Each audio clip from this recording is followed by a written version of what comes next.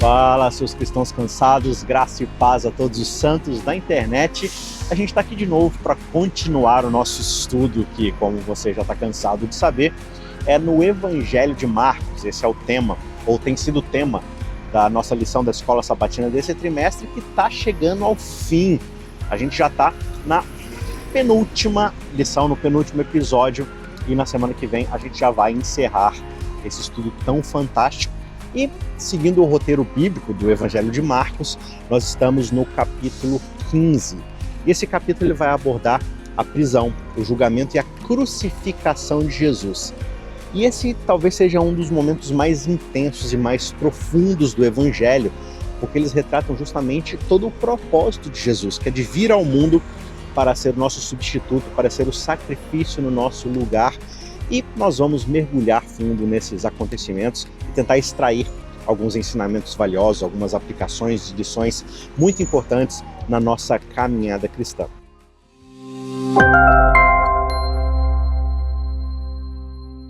Antes de nós mergulharmos, então, no conteúdo dessa semana, eu quero lembrar a você que o nosso curso de Teologia Bíblica, o curso sobre a história de Deus, onde nós estudamos a cada semana um livro inteiro da Bíblia de forma panorâmica para ver os pontos principais, os temas e como esse livro ele se conecta com toda a história bíblica de Gênesis a Apocalipse. Esse curso está em vigor todas as sextas-feiras, no horário de Brasília, às 6h30 da tarde, ali pouco após o pôr do sol, dependendo da região que você está, na hora do pôr do sol, eu solto ou uma aula completa ou a fração de alguma aula, onde nós estamos estudando cada livro da Bíblia. Nós estamos agora nos livros proféticos, Isaías, Jeremias, Ezequiel, Daniel e por aí vai. O estudo está sensacional, então você não pode perder. Se inscreva no canal se você ainda não é inscrito, assina a notificação, porque aí assim que a aula sair, você já fica sabendo em primeira mão e não perde nada desse estudo que está excelente. A gente está quase terminando o Antigo Testamento, tá certo? Então o nosso planejamento é que para o ano que vem a gente já vai tentar começar o Novo Testamento. Então vem com a gente, vem estudar a Bíblia, entendendo que ela é uma história só, a história de Deus, tá certo? Vamos então direto ao ponto aqui. E Marcos 15, ele é de certa forma o coração da narrativa da paixão de Cristo, porque ele vai apresentar o julgamento de Jesus, a sua condenação, a zombaria dos soldados, a crucificação, a sua morte, né, por fim, e o seu sepultamento. Esse capítulo ele é bem interessante porque ele é cheio de ironias, mas são ironias dolorosas. Mas essas mesmas ironias, elas revelam pra gente verdades poderosas sobre a morte de Jesus e sobre o amor de Deus. Como a morte do Filho de Deus demonstra para nós o amor do Pai de forma tão magnífica. O que isso significa na prática para a nossa vida? E logo no início do capítulo, quando a gente começa a leitura, nós vemos Jesus sendo levado ao governador romano Pôncio Pilatos. Pilatos, ele, como essa figura importante que precisa transparecer ponderação, Pilatos então vai perguntar a Jesus: és tu o rei dos judeus? Né? As pessoas estão falando por aí que você diz que é o rei dos judeus, e você sabe que Roma não permite esse tipo de empoderamento, né? Nós já temos lá o nosso pau-mandado governando a Judéia, então você causar esse tipo de comoção política vai dar problema. Então Pilatos, compilando todas essas preocupações, ele pergunta: você é o rei dos judeus? É isso mesmo? E Jesus respondeu: olha, quem está dizendo é você. E aqui a gente vê a primeira grande ironia. Os líderes religiosos, eles querem a morte de Jesus a qualquer custo. E eles acusam Jesus de se declarar rei, enquanto o governador pagão parece inclinado a libertá-lo. Pilatos, na verdade, está tentando encontrar alguma forma de soltar Jesus, porque ele acha isso tudo uma grande palhaçada. Ele sabe que são joguetes de poder, ele sabe que é briga por status e posição por aqueles líderes religiosos, porque Pilatos mesmo é uma dessas pessoas que está dentro dessas brigas por poder, dentro dessas brigas por posição, por status. Então ele sabe como é que esse jogo político funciona. E isso leva a gente a refletir um pouco sobre como muitas vezes aquelas pessoas que deveriam reconhecer e acolher a verdade são, na verdade, as primeiras pessoas a rejeitá-la. Por quê? Porque a gente está mais interessado em brigar por coisas, por posições políticas, por posições dentro da igreja mesmo, status, cargos, por uma posição, por ser reconhecido pelas pessoas. E a gente está disposto a abrir mão da verdade se isso significa, de alguma forma, perder status, perder reconhecimento. E a narrativa ela vai prosseguir mostrando que Pilatos ele não conseguiu encontrar nenhuma culpa em Jesus, então ele vai tentar liberar Jesus.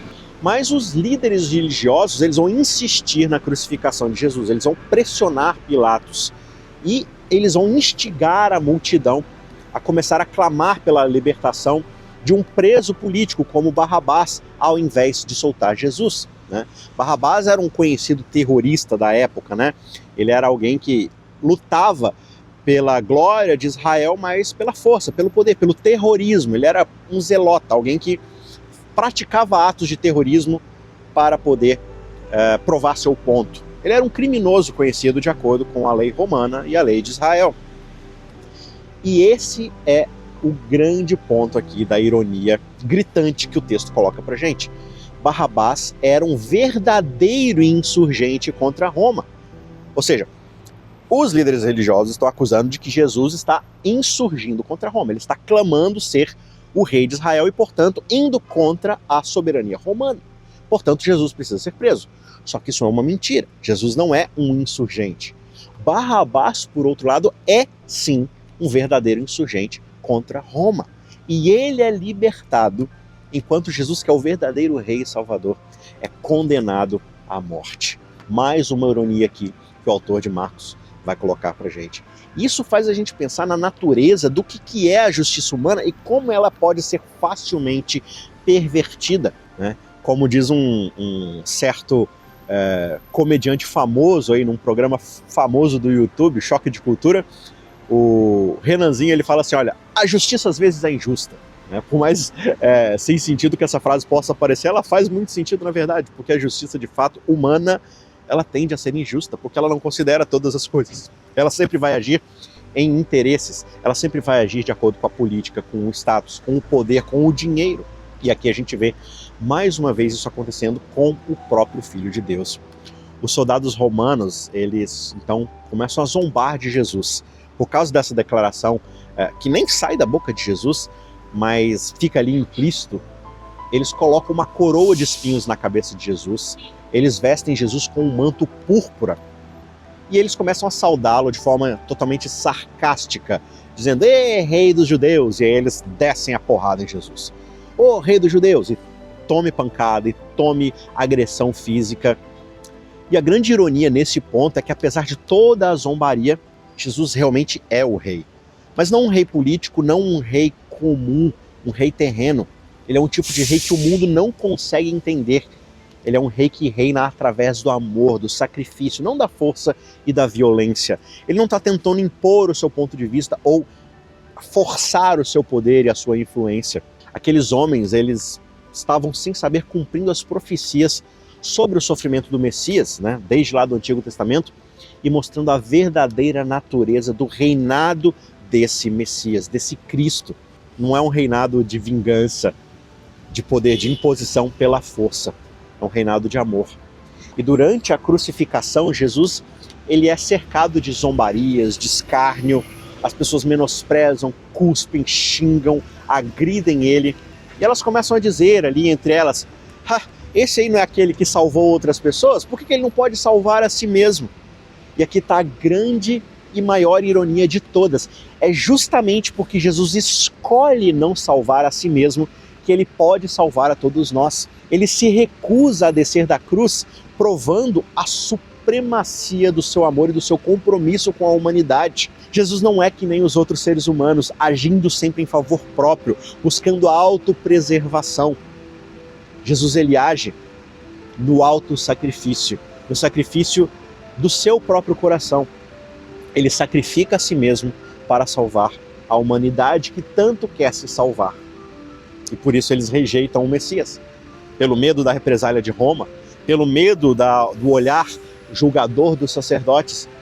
E eles acusam, eles perseguem, e eles xingam e agridem aquele que é a sua própria salvação. Quando Jesus permanece na cruz, ele estava fazendo nada mais do que cumprindo aquele que era o seu propósito divino, de redenção. Ele estava mostrando que a verdadeira vitória vem através do sacrifício. E no clímax do capítulo, no ponto alto dessa narrativa, às 3 da tarde, Jesus ele clama em alta voz dizendo, Eloi, Eloi, lama sabachthani. Ele estava dizendo algo como: meu Deus, por que o Senhor me desamparou? Por que eu estou sozinho? Se você olha no Antigo Testamento, você vai ver que esse grito de desespero, ele é na verdade um cumprimento profético que sai da boca de Davi lá no Salmo 22. Davi, como esse símbolo, essa sombra do verdadeiro rei, ele passa por esse tipo de perseguição e ele clama a Deus: Deus, por que o Senhor me desamparou? Mas isso vai reverberar na boca do verdadeiro Messias, do verdadeiro Rei dos Reis. E esse trecho profético do Salmo 22 revela pra gente a profundidade do sofrimento de Jesus quando ele carrega o próprio peso dos pecados do mundo. Sabe, você já sentiu aquela sensação de uma dor na barriga, um frio na barriga, uma sensação muito ruim, assim, que causa quase que um desconforto físico, porque você está muito nervoso com algo de errado que você fez, porque você vai estar no flagra de ser pego por alguma razão, você cometeu um erro imperdoável, ou um erro menor, mas você não quer ser pego, mas aquela angústia desse erro faz com que você sinta dor física no seu estômago, nas suas costas, na sua cabeça. Imagina você carregar todos os erros, todos os pecados, todas as injustiças do mundo sobre os seus ombros. A dor, a angústia que Jesus deve ter sentido. E esse momento de abandono é um dos mais misteriosos e profundos de toda a Escritura, porque mostra exatamente a separação que o pecado causa entre Deus e o homem. E esse tipo de separação cobra um preço, e Jesus, ele paga esse preço grandioso para restaurar essa comunhão, para reconstruir a ponte que o pecado quebrou entre Deus e o homem.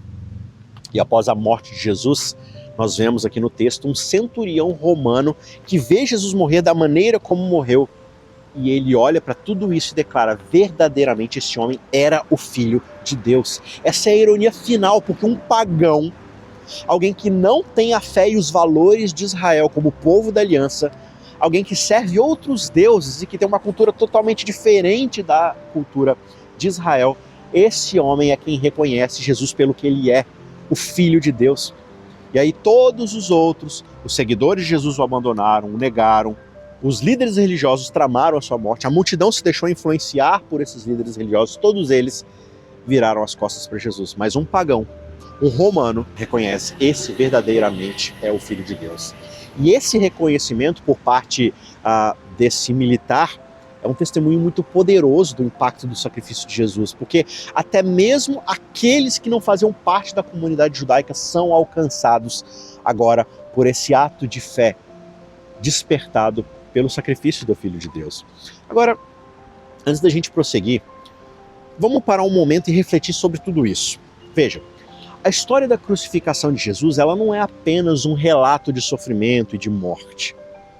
Você tem filmes, né, como A Paixão de Cristo, as pessoas olham para aquilo e falam: nossa, olha essa violência, olha a injustiça que Jesus passou, que absurdo. Ok, isso desperta uma indignação. Ver pessoas inocentes sofrendo desperta indignação na gente. Mas a história da morte de Jesus, narrada nos evangelhos, e especificamente aqui em Marcos, ela não é simplesmente sobre dor, sofrimento e morte. Ela é uma história sobre amor, sacrifício e sobre redenção.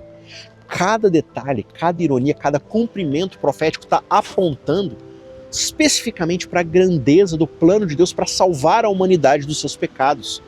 Esse Jesus, o Rei dos Reis, ele escolheu o caminho da humilhação e do sofrimento, mas ele fez isso para nos resgatar.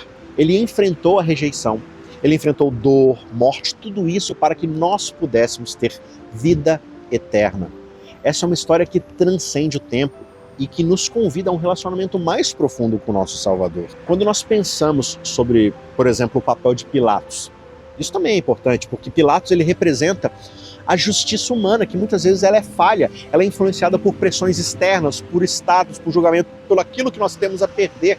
Todos nós brasileiros, quer queira ou quer não, a gente olha para a justiça do nosso país e a gente fica ali sem saber como reagir muitas vezes a tantos descalabros, tantas injustiças, tanta falta de equilíbrio entre aquelas pessoas que são vulneráveis e aqueles que deveriam fazer a lei valer. Lei essa que muitas vezes é escrita por motivos escusos, de forma desequilibrada, e Pilatos sabia que Jesus era inocente. Ele sabia que Jesus não tinha nada contra ele. Mas Pilatos cede à pressão dos líderes religiosos, ele cede à pressão da multidão. Por quê?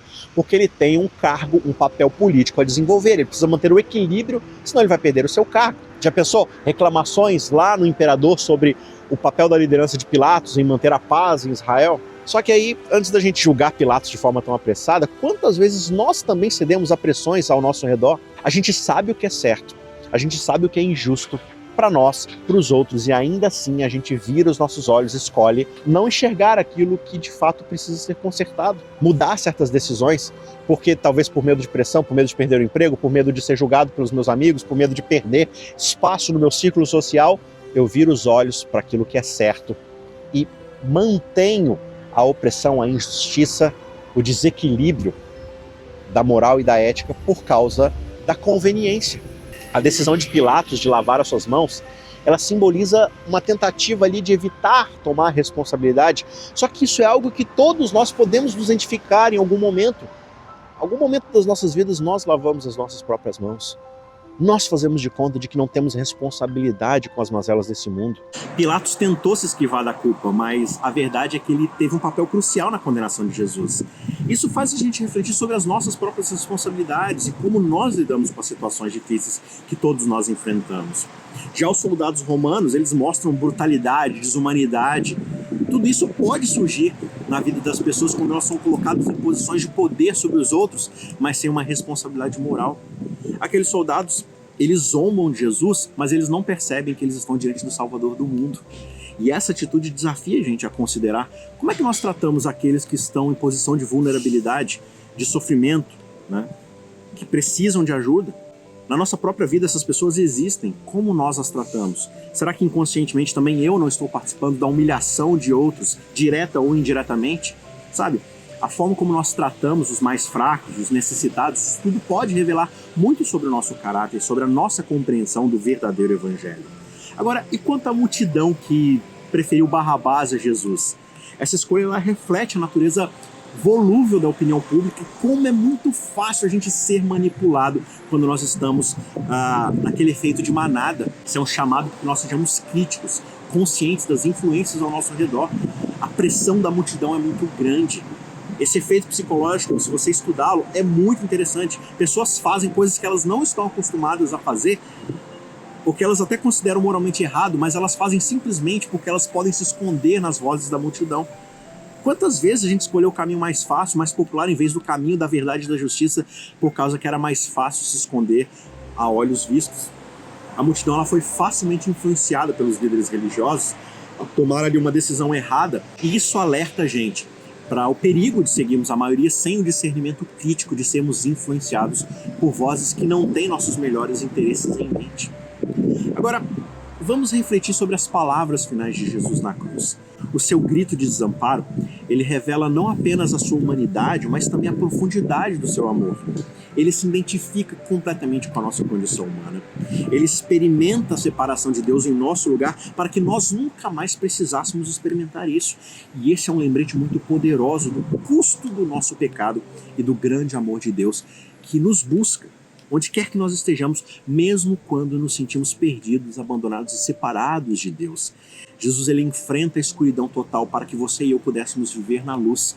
Ele paga o preço máximo da nossa dívida para que nós pudéssemos ser reconciliados com Deus, sem nada a temer.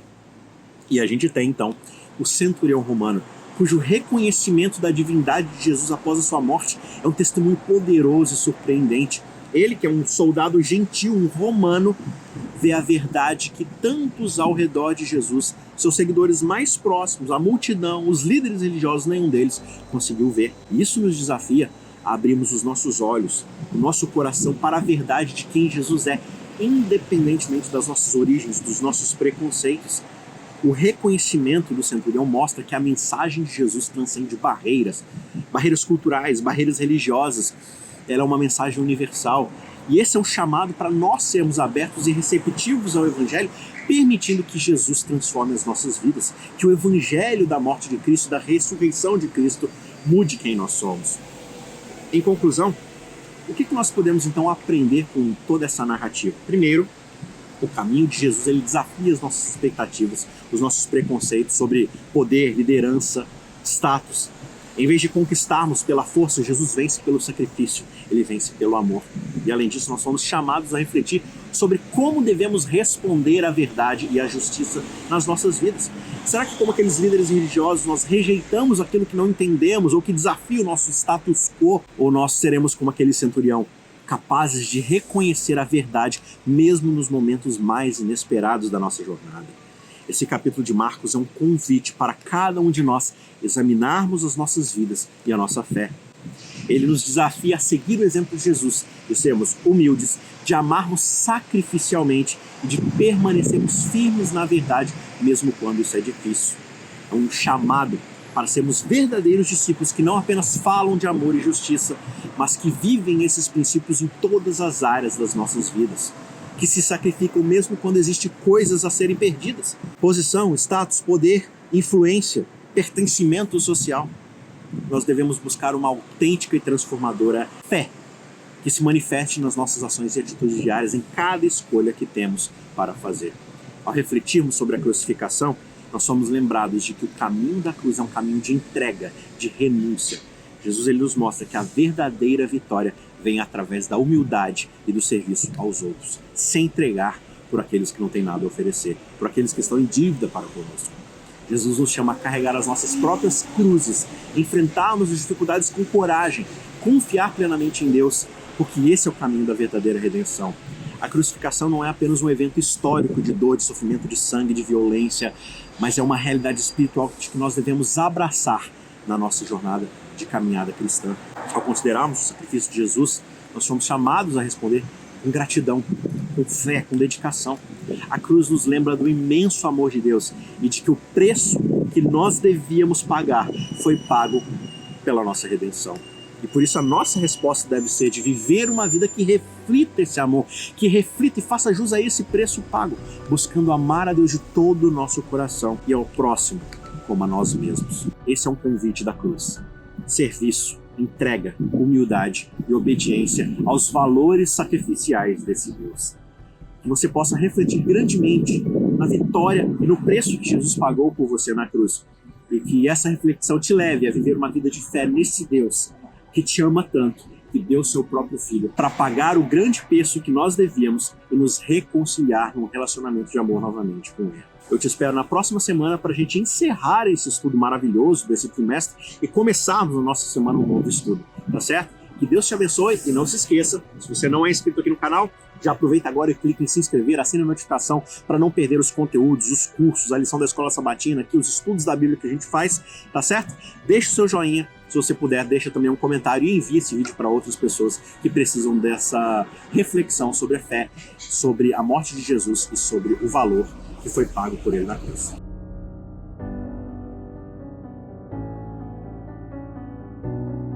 Ajude o Cristãos Cansados a continuar produzindo conteúdo cristão gratuito e de qualidade. Os links estão na descrição.